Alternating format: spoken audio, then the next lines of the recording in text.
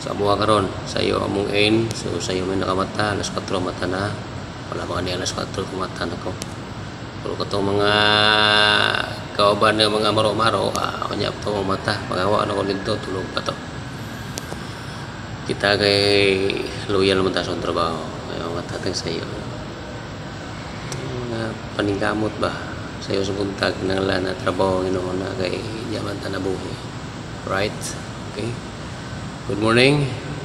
Magpasalamat sa Ginoo sa pagbata ko buntaga na kondisyon ng panglawas.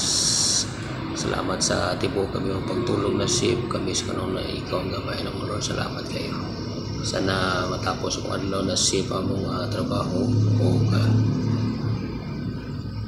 makaulin isa mong panimalay o sa baraks kay baraks man ko na malipayon yan. Alright. Thank you. Salamat kayo. Good morning. Tinawa pa naman.